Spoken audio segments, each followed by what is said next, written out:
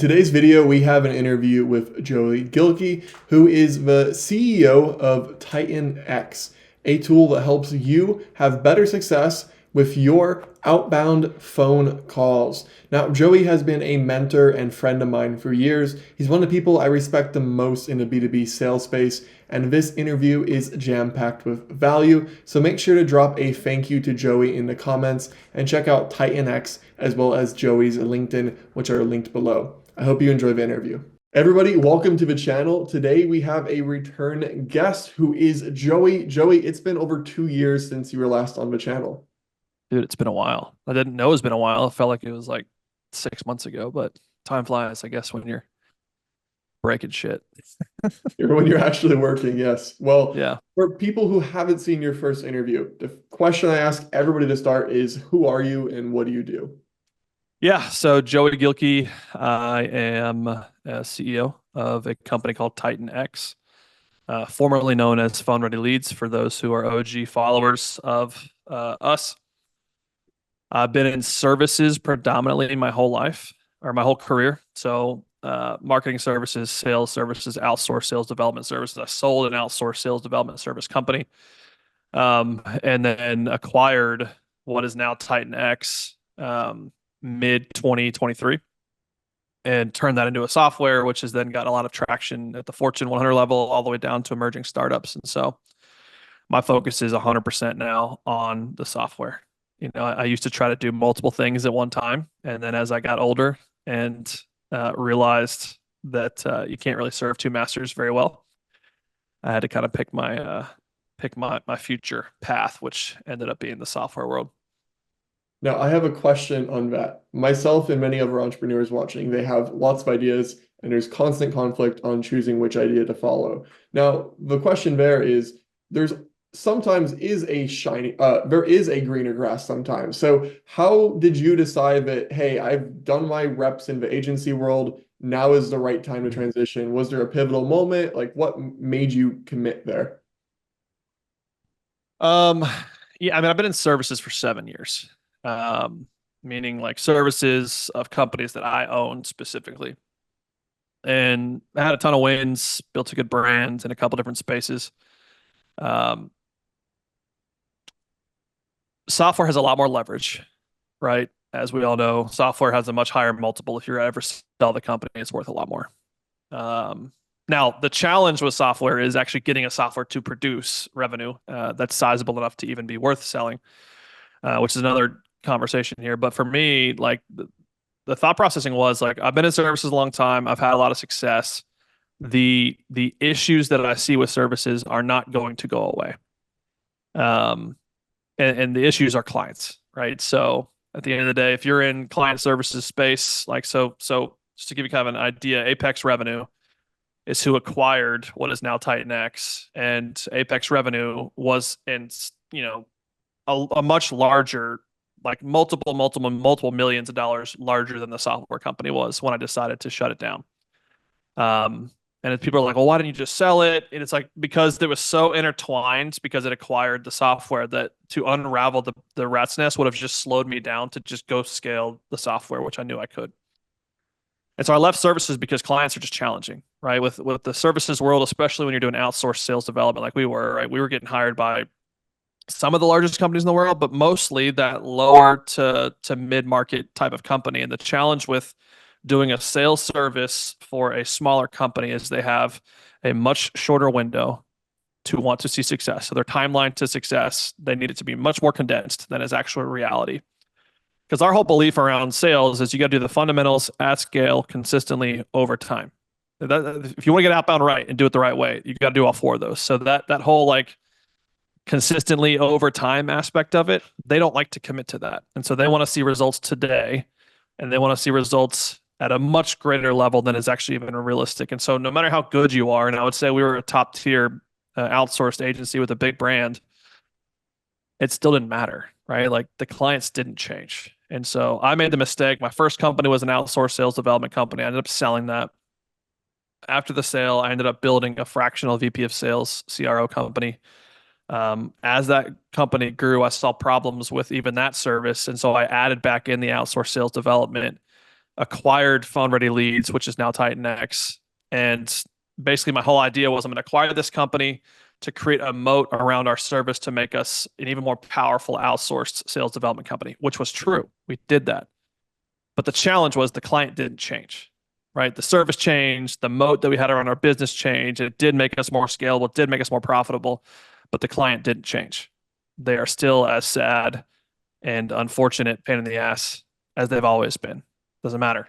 And so for me, moving into software, I realized that we solved a very specific problem that was very, very contextual and relevant to today, that works every single time that someone uses it, and we don't have headaches. So that was my decision. Now, not having headaches, that's every agency owner's dream. So I'm curious, you still are working with people. What is the reason that you have less headaches with software? Is it that there's more distance between you and the users? Is it that it just doesn't come up as much? What is the reason for that? I think it's a combination of all of them. I'd say the biggest contributing factor is the product itself, right? So I mentioned like the product works every single time. It does exactly what we say it's going to do every time. And so when people come into it with that expectation of, okay, I'm going to go, and I'll just talk about the product for a second. So TitanX essentially helps folks who use the phone, right?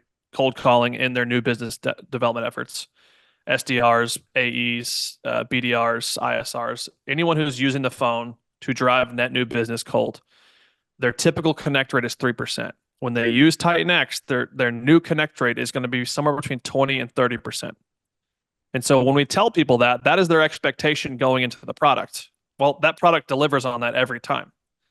And so when people buy something with an expectation that is easily met in the delivery side of the company, there's not much headache that can happen. The only headaches that you get is if there's a bug on the platform, right? Like that would be the biggest contributing factor. I'm sure there's other softwares out there that have plenty of headaches from customers who are pissed off, but ours just delivers what it says it's going to deliver. But then there is the aspect of there's a wall of code between you and the user, and so it's a far more understood expectation for support that you can just go through chat or you can just go through email to solve a problem. You don't have to jump on. There's not a whole lot of, especially in the outsourced sales development world, or if you're a marketing agency, it's like, well, this wasn't a lead, and it's like, no, that was a lead for sure. And they're like, well, no, it wasn't according to my definitions. And we're like, well, that's not our definition. This is our definition. You knew that.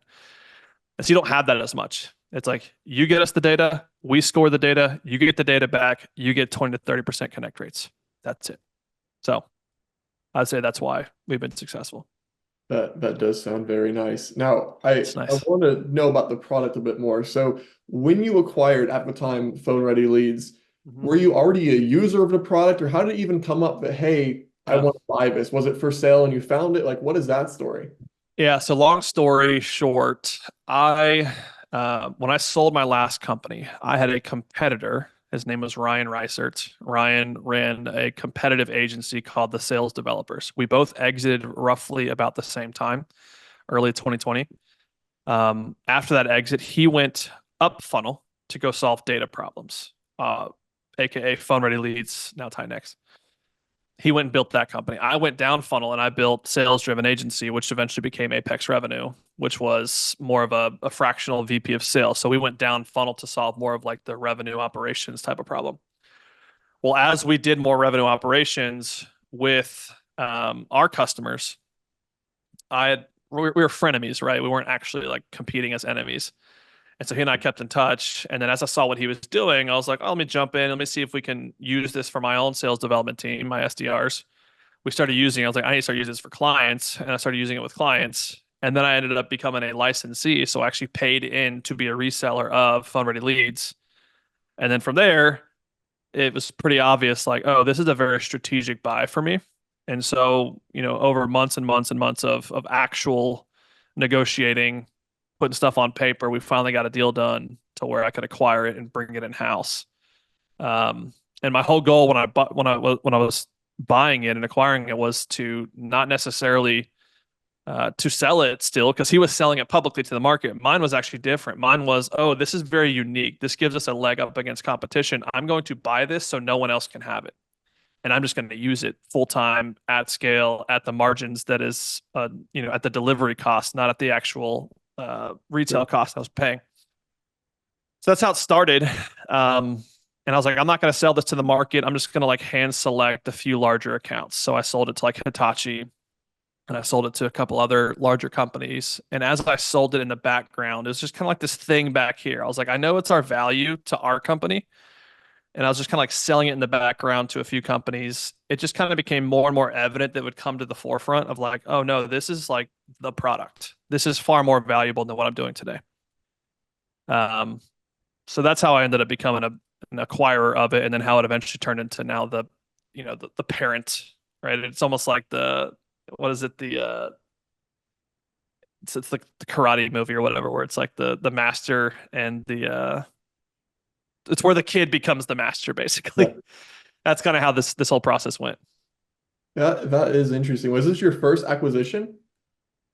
Not technically, it was my first seven-figure acquisition, where I paid a substantial amount of money for it. But I've done small acquisitions. I've bought like Chrome extensions here. I've bought like shares in a company here. Like I've done some level of M&A activity, but I've never like full blown bought 100% of a company that was already doing some decent revenue and paid a large chunk of money for it.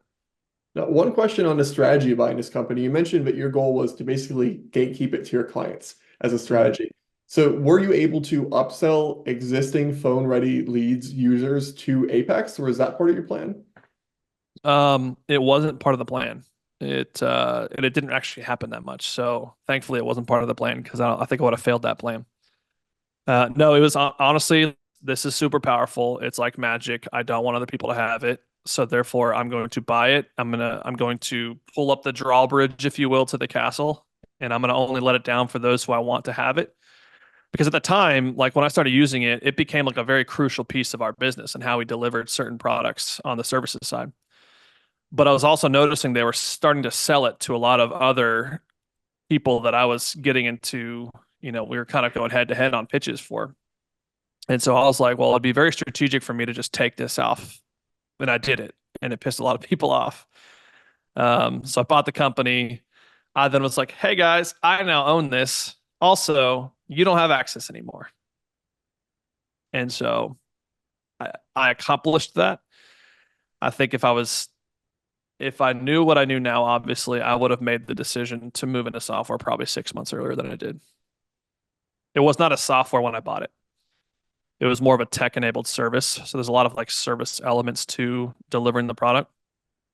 And I always thought it'd be a good software if I ever were to do that. And it became evident to me probably about 7 or 8 months after me buying it. That's probably what I should have done from the beginning. So One we are last here now. question on the acquisition process. You mentioned you probably would have got 6 months earlier. Do you wish that you had gotten a software, for example, years before? Or do you think that starting with the agency route to figure out the problems first was the best direction to go? Um, I could have done it because of my experience and my expertise in the space. I could have done it, but if you're asking it from like an advice perspective, I think if you don't have a deep knowledge of a market and their pain, then you're going to build a software and go try to find customers for it, as opposed to being like, I know there's customers for it, and I'm going to go build the software for that. And so that's the biggest difference, I'd say. Um, so that's honestly my suggestion. If that's an advice question, more so than my experience, I would say that I could have done it earlier. Now, things happen for a reason, right? Like if I look at the actual like timeline of events that led up to this, I could not have orchestrated this as well as I did. If the only thing I would have changed if I could have done it 6 months earlier, right? Not acquired it 6 months earlier, but turned it into a software that I made public facing 6 months earlier. We were in a better cash position. I could have had a better like transition plan for how do I get Apex off the books and focus specifically on now TitanX.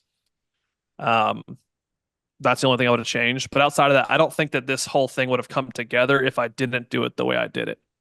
Right. And so I wouldn't have even known about it had I not run the services company before. And if I not run it for as long as I did, I wouldn't have become a licensee and began reselling it.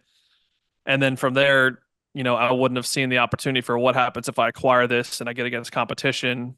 And then from there, using it for 6 months, realizing the power in it and realizing like, oh no, this needs to be public facing. It needs to be the main thing. I don't think I would have drawn all those lines together and put, this idea with this idea had I not done it the way I did it.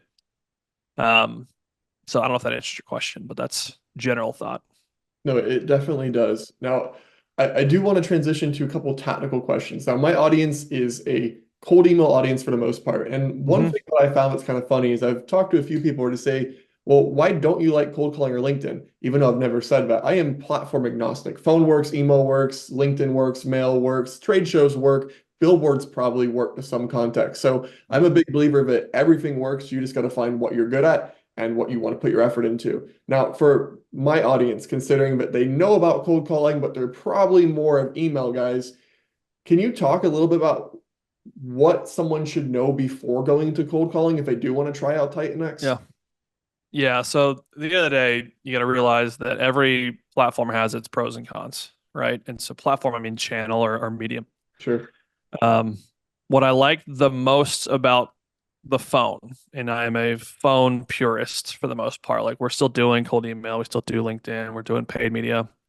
What I like about the phone the most is that it is the only channel in which I get direct bi-directional feedback from the buyer. Right. So I'm actually going to talk to them, whether they want to talk to me or not, whether they agree to talk to me or not, whether they tell me to shove it or not. I get to have a conversation with someone, right, short or long. And that gives me intel into that person, that account that I maybe would not have picked up anywhere else. Because typically, if you send a cold email, yes, you could get like, did they, not anymore, I guess, because of Google stuff, but did they open the email multiple times, right? Okay, well, we can't do that anymore. Um, if they're interested, they will respond and you probably book a call or you get them to opt into some piece of content, et cetera. But if they're not interested, they're either not going to respond or they're going to say no or they're going to say unsubscribe, right? Like there's not much intel I can get on that account to then follow up with them appropriately. So that's one reason why I love the phone the most. And so when you go into it, realize that the phone is not just a conversion channel, but it's an intel channel. It's a place to actually gather intel on an account that you want to break into. So that's the first thing is don't just have a one-track mind that this is where I get conversions. It is, but it's not the only thing that the channel is used for. The second is realizing like it's hard, right? Like using the phone is very difficult for two reasons. One is they weren't expecting it, right? And they're not going to check it on their, an email. They can at least check it on their own leisure time, if they ever check it at all. And then two, there's the deliverability issue. So just like emails having deliverability problems, there's deliverability problems with phone, right? So if you have AT&T, Verizon, T-Mobile, all creating these spam filters that when you get a call and it says spam likely, you're probably not going to answer the phone. That's a legitimate issue. And so going into cold calling, realizing that there are not as many hoops as email to jump through, but there are some hoops you got to jump through from a deliverability perspective. It's one reason TitanX even exists, right? To go from a 3% average connect rate in the industry to a 25% average connect rate with TitanX, that's a pretty big lift. That's why it works. And so um, it's going to be hard. Don't look at it as just a conversion channel. It really is in the messaging. Our whole thing around outbound in general, no matter what the channel is, but let's talk about it for the phone specifically, is list, message, rep, follow up. So list is your targeting has to be dialed in. Message is what is it and how is it that you communicate your messaging around your product, your offer, your value, the market, and how does that relate to your list? Rep is whomever is making the calls has to learn how to deliver the message to the list the appropriate way. That comes into tone, pace, the asks, knowing when to pull in or to push in versus pull back, knowing how to extract intel from an account, even if you can't get a conversion. Like that's the rep part. And then the last part is the one that everyone fails at is follow up. You have to follow up. You're not just going to get a conversion, the first time you talk to someone necessarily, right? I don't know if you've heard of the Chet Holmes buyer pyramid or the market pyramid where it's 3% of the market's buying. 7% is open to it, 30% is not thinking about it, 30% is not now, 30% is never. And so realizing that when you talk to someone, they're going to fall somewhere on that whole pie chart of the market. And so if all you're looking for is conversions, you're really just looking for that 3% of the market that's buying. Well, the likelihood that 3% picks up the phone and they're ready to buy and they want to buy from you is really small. And so how you work the phone and understanding where people are at in the market should inform how you follow up with those people based on where they're at.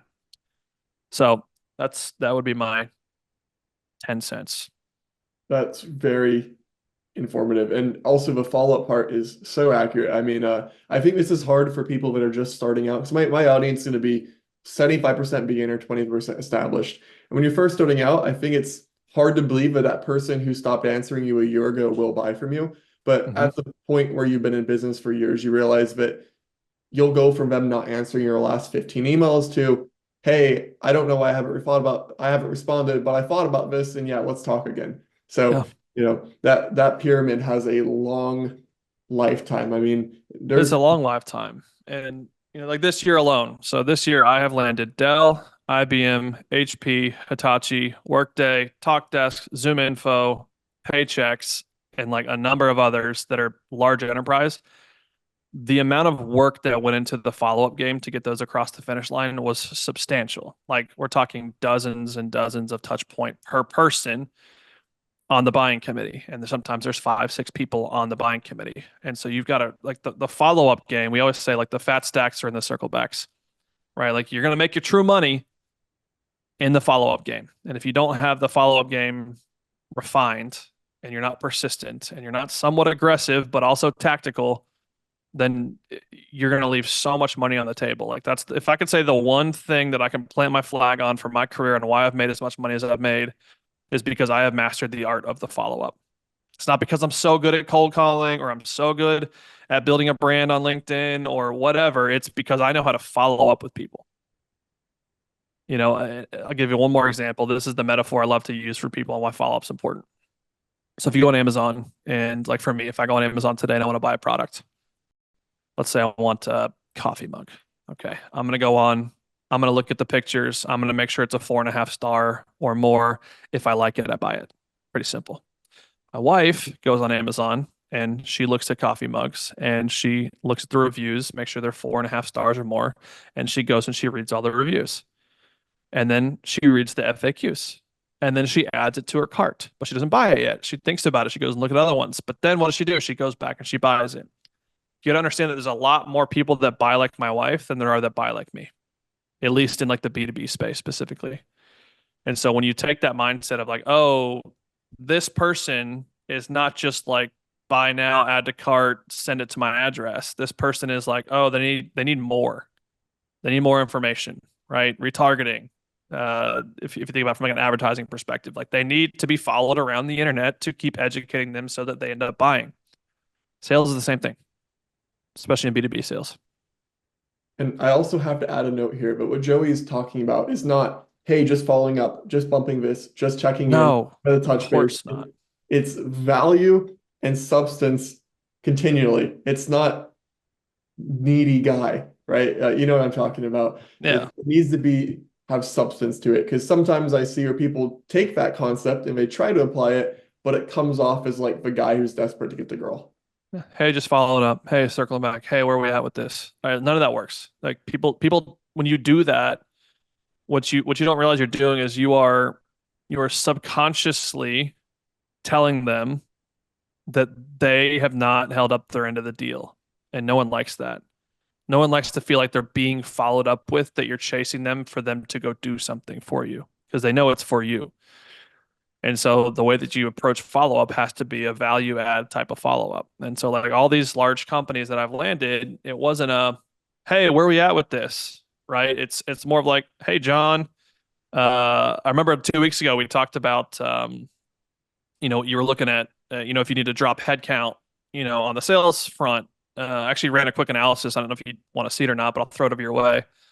Let me know what you think. Happy to run through it with you. Right? Like something that's super valuable to him because it's something that I picked up in a previous conversation with him. Like that's the type of follow up you got to do. You can also throw in gifting. Right? I literally landed a deal with a fairly large company that I landed it because I sent the guy a cigar and a bourbon because that's what I found that he liked. Yeah. Two books you recommended, but I have read, I'm going to recommend here are Giftology and Hmm. How to Get a Meeting with Anybody. So if you're listening, you're like, how do I do gifting? Dude, Giftology's author, John Ruhlin, just died. Really? Yeah, just randomly had a heart attack on vacation with his family. Died. How recent is that? I read the book like you recommended it like 6 months ago, but I read it like 2 months ago. He died in August, like literally 3 weeks ago, 4 weeks ago. Well, that is sad. It's He very seems like a sad. good He's a guy. really, really good human being. Yeah. I'm actually going to an event in 3 weeks that he would have been at if he was still alive. So Well, not his event, but I know the guy who runs it's like his best friend. He would have been there. the book is still valid and good. And to end on a Very. positive note, even though rest in peace, Joey, this has been very interesting. I like that Yeah. we talk about your personal journey, a little bit about M&A, intro to cold calling, and also how to not be needy on follow-ups. Mhm. As a final call to action, we'll obviously have TitanX linked in the description, which you should check out if you're interested in using the phone. But where else would you like people to go to learn more about you? I go to LinkedIn. I mean, I'm pretty consistent there. Um, I've got a pretty decent following, pretty engaged audience, and so I talk a little bit of shit on there. Just be prepared. I'm very polarizing in my opinions. I probably didn't display that here, but I have pretty strong opinions that I'm not afraid to tell people, even if it's not politically correct. But it's usually super valuable stuff. I'm trying to teach the market because if I teach the market, I know they're going to come and buy from me who actually has something of value to offer them as part of the stuff that I teach. So, LinkedIn. Well, awesome. We'll have your LinkedIn. We'll have TitanX down below. Joey, thank you for your time. Yep. Appreciate it, brother. Good to see you again.